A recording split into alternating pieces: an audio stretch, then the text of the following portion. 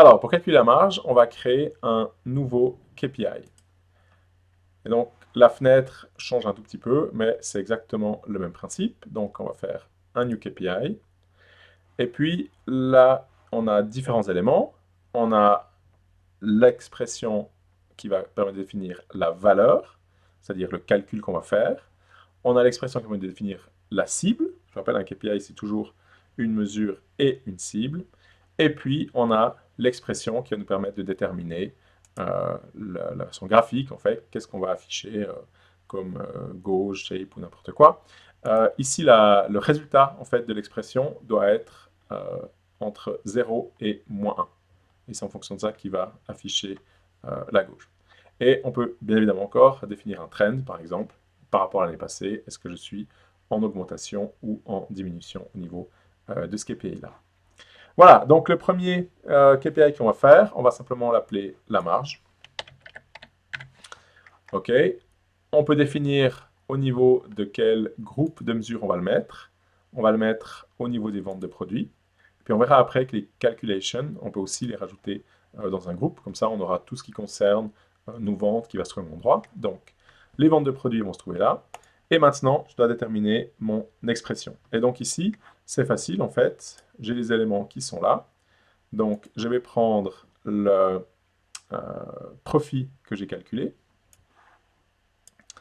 Voilà, et je vais diviser ce profit par mon chiffre d'affaires, hors taxe toujours. Je rappelle, la TVA étant pour la Confédération et pas pour moi. Voilà, donc avec ça, j'ai défini mon expression. Donc ça, c'est le calcul de la marge tout simple.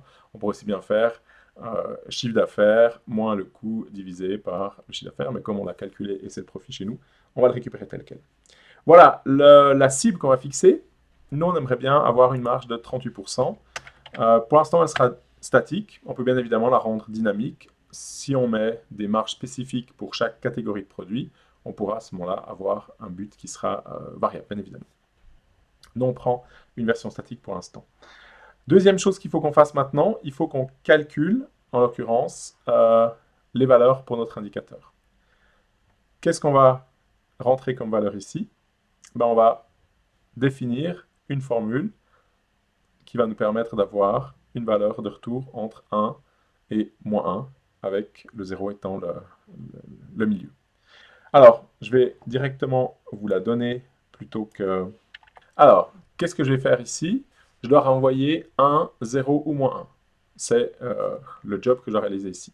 Donc, quand ma marge capi value, c'est-à-dire la valeur que j'ai calculée ici, divisée par le goal, la valeur du goal, donc la valeur que j'ai calculée ici, donc si je ne la calcule pas, elle est standard.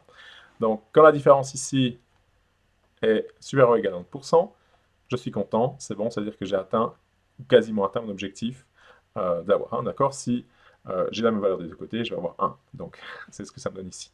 Donc, jusqu'à 0,9, je suis content avec ça.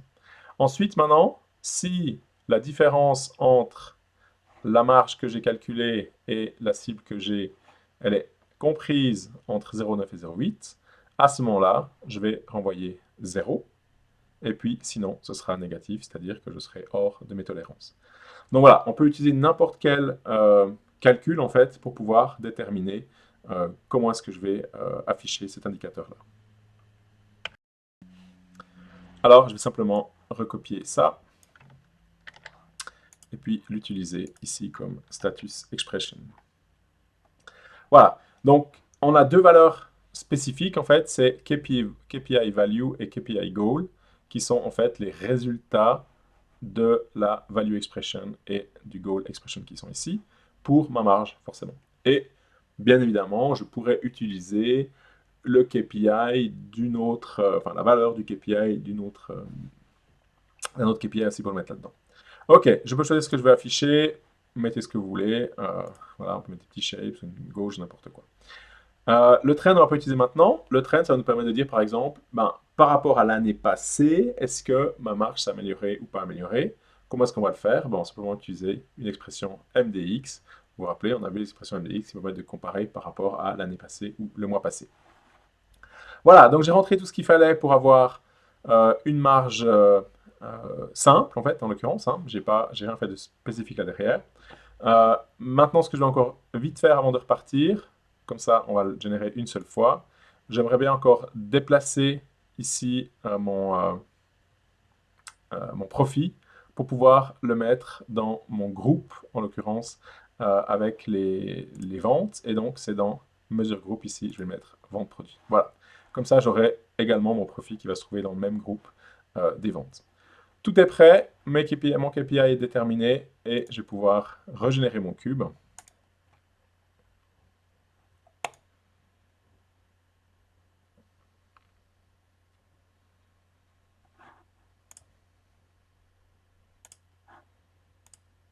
Voilà, et maintenant, je vais pouvoir aller voir dans Excel à quoi ça ressemble. Je supprime les valeurs qui sont là, j'actualise. Et vous vous rappelez, l'année passée, on l'a déjà vu, donc ce qui a changé maintenant, c'est que mon profit est arrivé dans les ventes. J'ai plus un groupe spécifique, c'est ce que je voulais avoir. Et puis, ma marge, en fait, elle s'affiche sous forme d'un petit feu, ça vous rappelle quelque chose. Et donc, c'est le groupe des KPI, et dans ce groupe des KPI, j'ai ma marge. Et ça vous rappelle quelque chose avec ces trois éléments-là, la valeur, la finalité et l'état. C'est exactement ce qu'on avait l'année passée.